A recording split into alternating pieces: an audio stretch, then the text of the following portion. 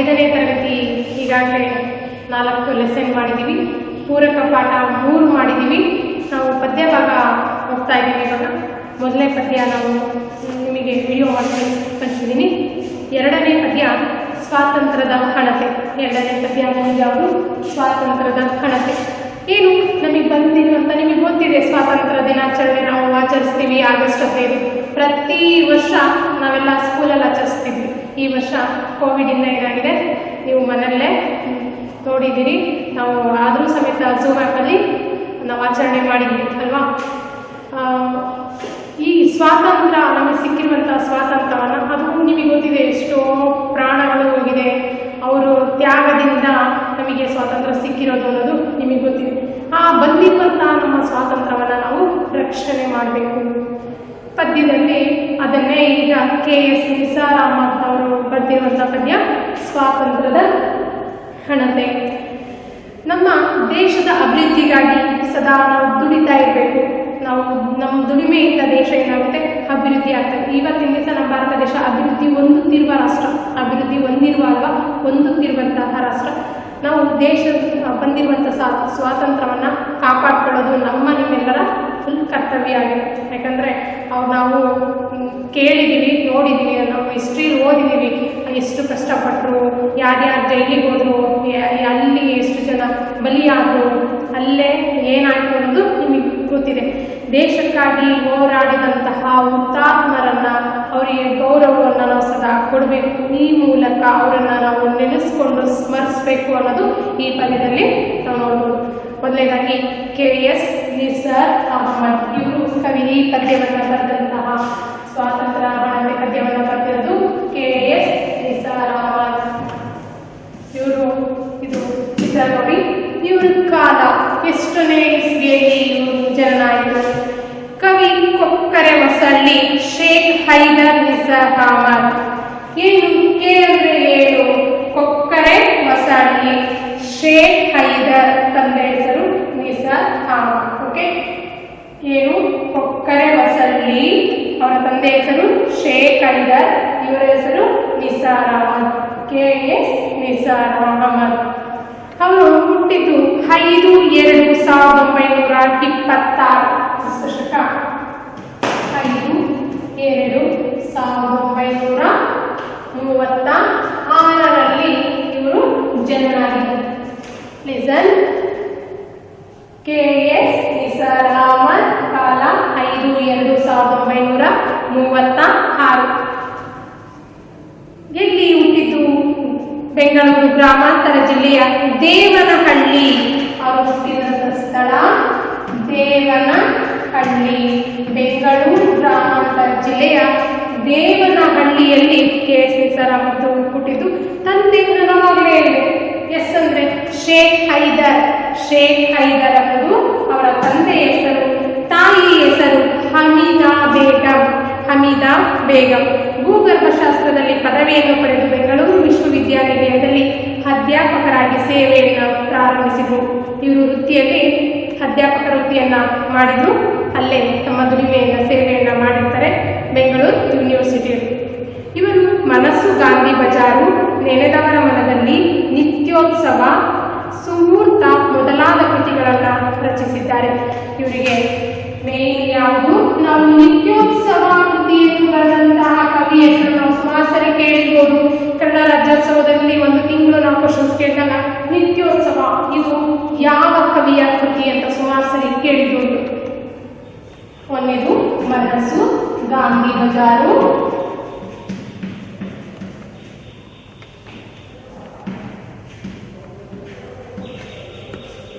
ನೆನೆದವರ ಮನದಲ್ಲಿ,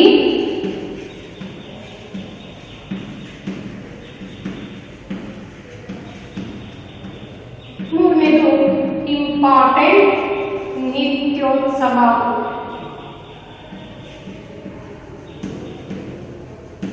ಇದು ತುಂಬಾ ಪ್ರಮುಖ ಕೃತಿ. ನಿತ್ಯೋತ್ಸವ ಕೃತಿಯನ್ನ ಬರೆದಿರೋರು KS ನಿಸಾರ್ ಅಹಮದ್. ತಂದೆ ಶೇಖ್ ಹೈದರ್, ತಾಯಿ ಹಮೀದಾ ಬೇಗಂ.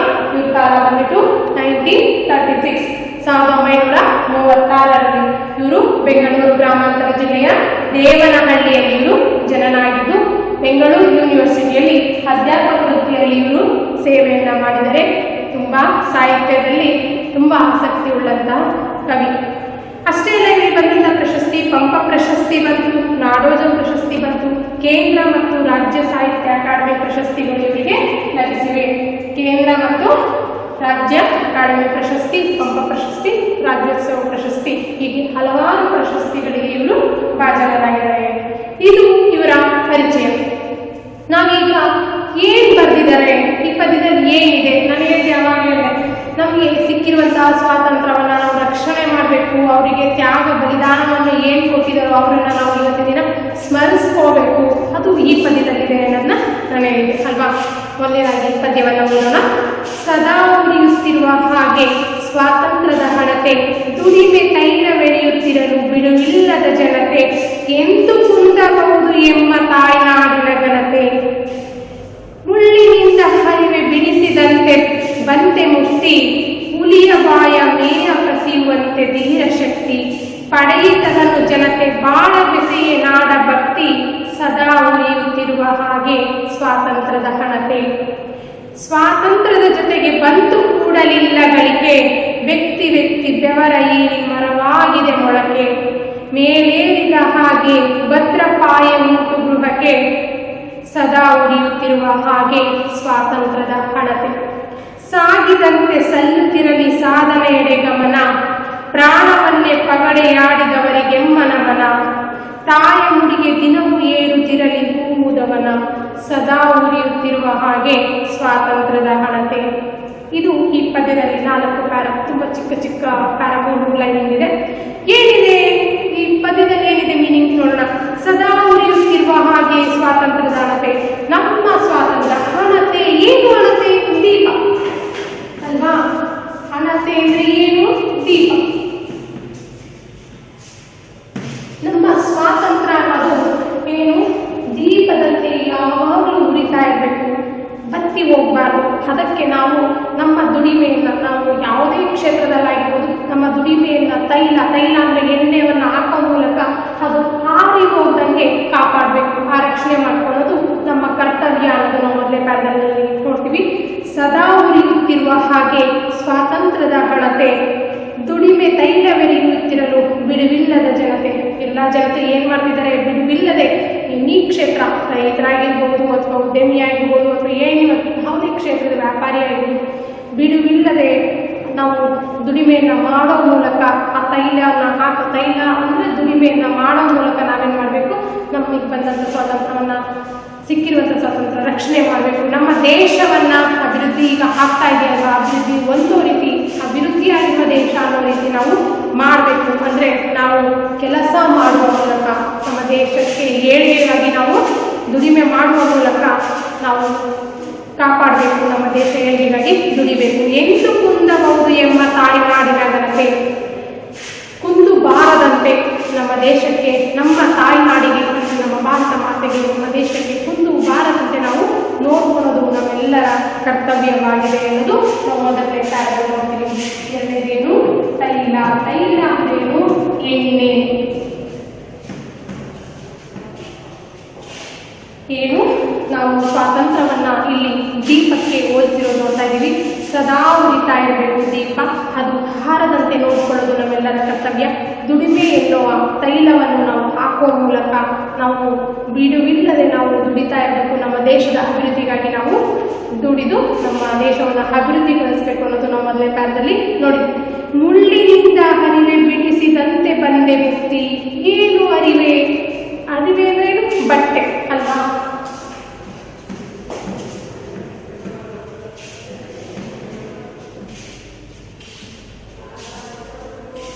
ನಾವು ಒಂದು ಮುಳ್ಳಿನ ಮೇಲೆ ಏನೋ ಒಂದು ಬಟ್ಟೆ ಹಾಕಿದ್ರೆ ನಾವೇನು ಜೋರಾಗಿ ಎಳ್ಕೊಂಡ್ರೆ ಏನಾಗುತ್ತೆ? ಆ ಬಟ್ಟೆ ಕಿತ್ತೋಗುತ್ತೆ ಅಲ್ವಾ.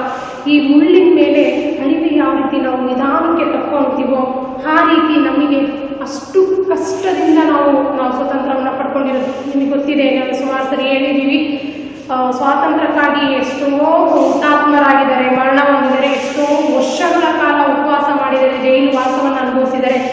ಅಷ್ಟು ಕಷ್ಟದಿಂದ ಪಡೆದಂತಹ ನಮ್ಮ ಸ್ವಾತಂತ್ರ್ಯವನ್ನು ಅರಿವೆ ಯಾವ ರೀತಿ ನಿಧಾನಕ್ಕೆ ಬಿಡಿಸ್ಕೊಂಡಿದ್ದಾರೋ, ಆ ಬ್ರಿಟಿಷರಿಗೆ ಹೋರಾಟಕ್ಕೆ ಬಿಡಿಸ್ಕೊಂಡಿದ್ದೀವಿ ಅದನ್ನು ನಾವೇನು ಮಾಡಬೇಕು, ಕಾಪಾಡಬೇಕು. ಅದನ್ನು ಇನ್ನೊಂದಕ್ಕೆ ಹೋಲಿಕೆ ಮಾಡಿದೆ. ಹುಲಿಯ ಬಾಯ ಮೇವ ಕಸಿಯುವಂತೆ ಧೀರ ಶಕ್ತಿ. ಹುಲಿ ಬಾಯಲ್ಲಿ ಮೇವನ್ನು ಕಸಿಕೊಂಡ ರೀತಿ ನಾವು ನಮ್ಮ ಧೀರ ಶಕ್ತಿಯನ್ನು ತೋರಿಸಿದ್ದೀವಿ. ಆ ತೋರಿಸಿ ನಾವು ನಮ್ಮ ಹಿರಿಯರು, ನಮ್ಮ ಧೈರ್ಯಶಾಲಿ ಹಿರಿಯರು ಏನು ಮಾಡಿದ್ದಾರೆ, ನಮಗೆ ಸ್ವಾತಂತ್ರ್ಯವನ್ನು ತಂದು ಕೊಟ್ಟಿದ್ದಾರೆ. ಪಡೆಯಿತದನು ಜನತೆ ಬಹಳ ಬೆಸೆಯ ನಾಡ ಭಕ್ತಿ. ಅದನ್ನು ನಾವು ಪಡ್ಕೊಂಡಿದ್ದೀವಿ. ಅದನ್ನು ನಾವು ಎಲ್ಲ ಒಂದಾಗಿ, ಬೆಸೆ ಅಂದರೆ ನಾವೆಲ್ಲ ಒಗ್ಗಟ್ಟಾಗಿ ಅದನ್ನು ನಮ್ಮ ನಾಡನ್ನು ನಾವು ಉಳಿಸ್ಕೋಬೇಕು ಅನ್ನೋದು 2ನೇ ಪ್ಯಾರದಲ್ಲಿದೆ. ಮುಳ್ಳಿನಿಂದ ಯಾವ ರೀತಿ ಹರಿವೆ ನಿಧಾನಕ್ಕೆ ಬಿಡಿಸಿದಾರೋ ಆ ರೀತಿ ನಮ್ಮ ಸ್ವಾತಂತ್ರ್ಯವನ್ನು ನಮ್ಮ ಹಿರಿಯರು, ಧೈರ್ಯಶಾಲಿಗಳು ಬಿಡಿಸಿದರೆ ಅದನ್ನು ನಾವು ಕಾಪಾಡೋದು ನಮ್ಮ ಕರ್ತವ್ಯ. ಹುಲಿ ಬಾಯಿಂದ ಮೇವು ಬಿಡಿಸೋದು ಎಷ್ಟು ಕಷ್ಟ ಅಲ್ವಾ, ಎಷ್ಟು ಶಕ್ತಿ ಹೊಂದಿರಬೇಕು ಅದಕ್ಕೆ. ಆ ರೀತಿ ನಮ್ಮ ಹುಲಿ ಹತ್ರ ಹೋಗೋದೇ ಕಷ್ಟ, ಹಾರಿ ಎಗ್ರೆ ನಾವು ತಿನ್ನಲ್ವಾ, ಆ ರೀತಿ ಹೋಲಿಕೆ ಮಾಡಿದ್ರು. ಹುಲಿ ಬಾಯಿಂದ ಯಾವ ರೀತಿ ನಾವು ಮೇವನ್ನು ಕಷ್ಟ ರೀತಿಯಲ್ಲಿ ನಮ್ಮ ಸ್ವಾತಂತ್ರ್ಯ ನಮಗೆ ಪಡ್ಕೊಂಡಿದ್ದೀವಿ. ಅದನ್ನು ನಾವೆಲ್ಲರೂ ಒಂದಾಗಿ ನಮ್ಮ ಸ್ವಾತಂತ್ರ್ಯವನ್ನು ನಾವು ಕಾಪಾಡ್ಕೋಬೇಕು ಅನ್ನೋದು 2ನೇ ಪ್ಯಾರದಲ್ಲಿ. 3ನೇ ಪ್ಯಾರದಲ್ಲಿ ಸ್ವಾತಂತ್ರ್ಯದ ಜೊತೆಗೆ ಬಂದು ಕೂಡಲಿಲ್ಲ ಗಳಿಕೆ. ಗಳಿಕೆ ಏನು? ಸಂಪಾದನೆ.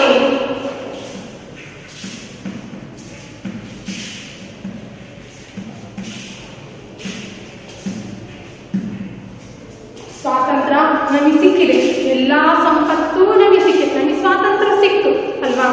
ಆದರೆ ಎಲ್ಲ ಸಂಪತ್ತು ನಮಗೆ ಬರಲಿಲ್ಲ.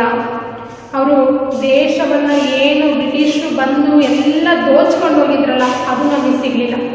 ಏನು ಬಂದ್ಬಿಟ್ಟು ಏನೇನು ಅನೇಕ ದೇವಾಲಯಗಳನ್ನು ಹಾಳು ಮಾಡೋದು, ನಮ್ಮಲ್ಲಿರುವಂಥ ಸಂಪತ್ತನ್ನು ಕೊಚ್ಚಿಕೊಂಡು ಹೋದ್ರು. ನಮಗೆ ಸ್ವಾತಂತ್ರ್ಯ ನಮಗೆ ಸಿಕ್ತು, ಬಟ್ ಹೋಗಿರುವಂತಹ ಸಂಪತ್ತು ನಮಗೆ ದೊರೆಯಲಿಲ್ಲ. ಸ್ವಾತಂತ್ರ್ಯದ ಜೊತೆಗೆ ಬಂದು ಕೂಡಲಿಲ್ಲ ಗಳಿಕೆ. ಆ ಸಂಪಾದನೆ ಅನ್ನೋದನ್ನು ನಾವು ಗಳಿಸ್ಬೇಕಾಗಿದೆ. ಯಾಕಂದರೆ ದೋಚಿರುವಂತಹದನ್ನ ನಾವು ಕಳ್ಕೊಂಡಿರೋದನ್ನ ನಾವು ಗಳಿಸ್ಕೋಬೇಕಾಗಿದೆ. ವ್ಯಕ್ತಿ ಬೆವರ ಈರಿ ಮರವಾಗಿದೆ ಮೊಳಕೆ. ಮೊಳಕೆ ಅಂದರೆ ಕುಡಿ ಅಲ್ವಾ, ಮೊಳಕೆ ಅಂದರೆ ಕುಡಿ.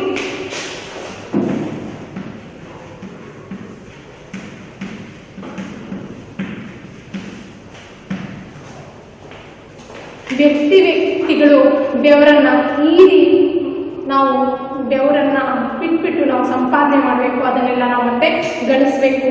ಮತ್ತೆ ನಾವು ರಾಷ್ಟ್ರವನ್ನು ಅಭಿವೃದ್ಧಿ ಹೊಂದಿದ ದೇಶವನ್ನಾಗಿ ನಾವು ಮಾಡಬೇಕು. ಮೇಲೇರಿದ ಹಾಗೆ ಭದ್ರಪಾಯ ಉಂಟು ಗೃಹಕ್ಕೆ. ಗೃಹ ಅಂದರೆ ಮನೆ ಅಲ್ವಾ.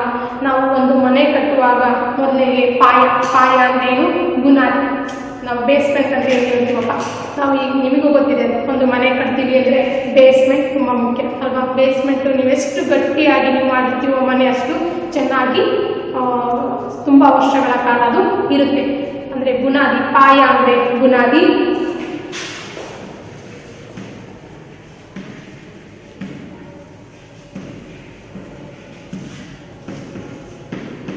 ಗೃಹ ಅಂದರೆ ಮನೆ.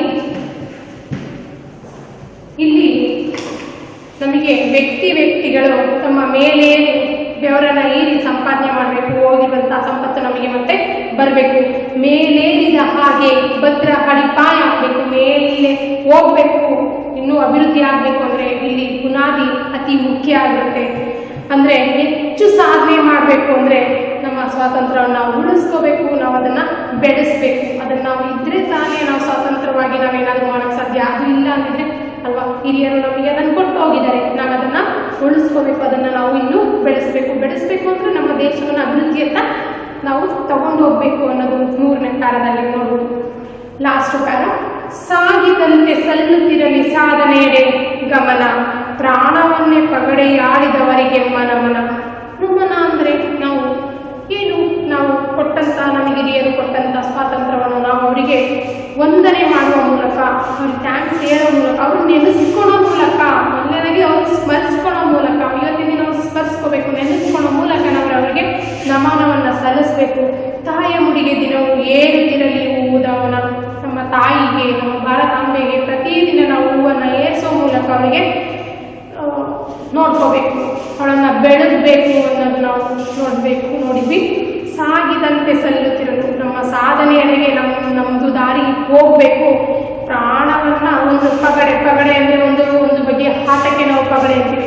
ಪ್ರಾಣವನ್ನು ಲೆಕ್ಕಿಸದೆ ಒಂದು ಪಗಡೆ ರೀತಿಯ ಆಟದ ರೀತಿಯಲ್ಲಿ ನಮಗೆ ಸ್ವಾತಂತ್ರ್ಯವನ್ನು ತಂದುಕೊಟ್ಟಿದ್ದಾರೆ. ಅವರಿಗೆ ನಾವು ಸ್ಮರಿಸ್ಕೊಳ್ಳೋ ಮೂಲಕ ನಮ್ಮನವನ್ನು ಸಲ್ಲಿಸಬೇಕು. ತಾಯಿಯ ಮುಡಿಗೆ ದಿನವೂ ನಮ್ಮ ತಾಯಿಗೆ, ನಮ್ಮ ಭಾರತಾಂಬೆಗೆ ಪ್ರತಿ ದಿನವೂ ನಾವು ದೀಪವನ್ನು ಹಚ್ಚುವ ಮೂಲಕ, ಹಣತೆಯನ್ನು ಹಚ್ಚುವ ಮೂಲಕ ನಮಗೆ ಸಿಕ್ಕಿರುವಂಥ ಸ್ವಾತಂತ್ರ್ಯವನ್ನು ಹೂವು ಅರ್ಪಣೆ ಮಾಡುವ ಮೂಲಕ ನಮ್ಮ ತಾಯಿಯವರಿಗೆ ದಿನವೂ ಹೂವನ್ನು ಅರ್ಪಿಸಿ ನಾವು ಉದ್ಯಾನವನವನ್ನು ಮಾಡಬೇಕು, ನೆನೆಸ್ಕೋಬೇಕು ಅನ್ನೋದು ಈ ಪ್ಯಾರದಲ್ಲಿ ನಾವು ಟೋಟಲ್ ನೋಡ್ಬೋದು. ಇಷ್ಟು ಈ 4 ಪ್ಯಾರದಲ್ಲಿ ನಾವು ಈ ಪದ್ಯವನ್ನು ನೋಡಿದ್ವಿ. ಮುಂದಿನ ತರಗತಿಯಲ್ಲಿ ನಾವು ಮತ್ತೆ ವಚನಗಳು ಎಂಬ ಪದ್ಯವನ್ನು ನೋಡೋಣ. ನೀವು ಹೋಮ್ವರ್ಕಿಗೆ ಏನು ಅಂದರೆ ಕವಿ ಪರಿಚಯವನ್ನು 1 ಬಾರಿ ಬರಿಬೇಕು. ಇನ್ನೊಂದು ಈ ಪದ್ಯದಲ್ಲಿ ಬರುವಂತಹ ಪದಗಳ ಹಣತೆ ಅಂದರೆ ದೀಪ, ತೈಲ, ಇಲ್ಲಿ ಏನು ಬರೆದಿದೆಯೋ ಅದನ್ನು 1 ಸಾರಿ ಪದ್ಯವನ್ನು ಬರೆದ್ಬಿಟ್ಟು ಕವಿ ಪರಿಚಯವನ್ನು ಬರೆದ್ಬಿಟ್ಟು ಮತ್ತು ಪದಗಳ ಅರ್ಥವನ್ನು ಬರಿಬೇಕು. ಧನ್ಯವಾದ.